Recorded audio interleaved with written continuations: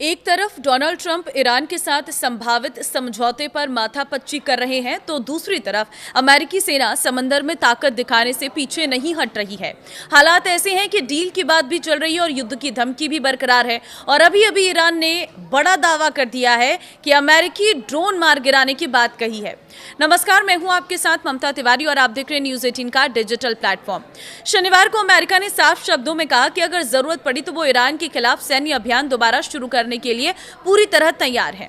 और इसी बीच अमेरिकी सेना ने ईरान की ओर बढ़ रहे एक व्यापारी जहाज को हेल फायर मिसाइल मारकर रोक दिया है।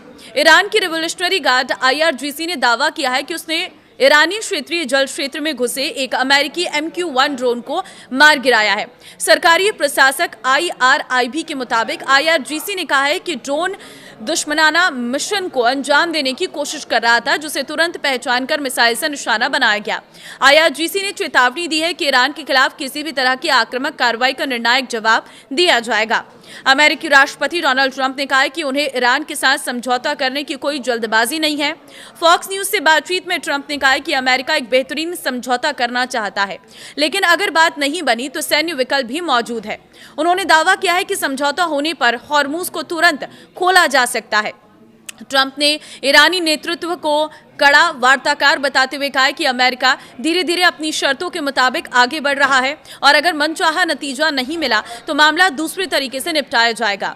अमेरिकी राष्ट्रपति डोनाल्ड ट्रंप ने कहा है कि अमेरिका को ईरान में नहीं होना चाहिए था, लेकिन उनका दावा है कि अगर 9 महीने पहले B-2 बम वर्षकों से हमला नहीं किया जाता तो ईरान के पास अब परमाणु हथियार होता। फॉक्स न्यूज से बातचीत में ट्रंप ने इराक युद्ध को भी बड़ी गलती बताया है। उन्होंने ये भी दावा किया है कि अमेरिका ने जानबूझकर ईरानी सेना को सीधे निशाना नहीं बनाया और केवल कुछ नेतृत्व स्तर के ठिकानों पर कार्रवाई की। ट्रंप के मुताबिक इसका मकसद भविष्य में देश के पुनर्निर्माण की संभावनाओं को पूरी तरह खत्म होने से बचाना था। अमेरिका और ईरान के बीच समझौता हो जाने और हॉर्मुज पूरी तरह खुलने के बाद भी हालात पहले जैसे नहीं होंगे। भू राजनीतिक जोखिम विशेषज्ञ मार्को का कहना है कि अब क्षेत्र पूर्ण सामान्य स्थिति नहीं बल्कि शर्तों वाली पहुंच के दौर में प्रवेश कर रहा है। उनके मुताबिक हॉर्मुज से गुजरने वाले जहाजों के लिए पहले जैसी सुरक्षित और अनुमानित आवाजाही की गारंटी नहीं होगी।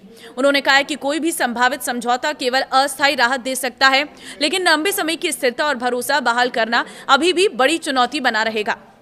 अमेरिका और ईरान के बीच 60 दिन के लंबे संघर्ष विराम बढ़ाने और आगे बातचीत शुरू करने को लेकर एक मसौदा समझौता तैयार होने की खबरें हैं। अमेरिकी अधिकारियों के अनुसार ये ड्राफ्ट ट्रंप की मंजूरी का इंतजार कर रहा है।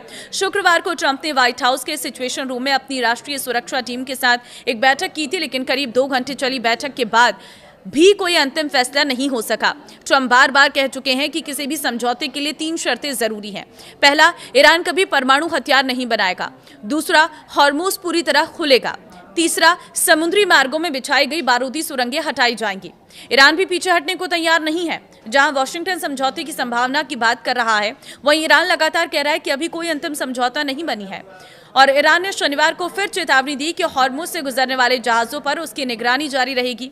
ईरान की संयुक्त सैन्य कमान ने कहा है कि नियमों का उल्लंघन करने वाले किसी भी सैन्य जहाज को निशाना बनाया जा सकता है। तो आपको क्या लग रहा है, युद्ध कैसे खत्म हो सकता है, क्या समाधान है? मुझे कमेंट में जरूर बताना। इस वीडियो को जितना हो सके शेयर कर देना। नमस्कार।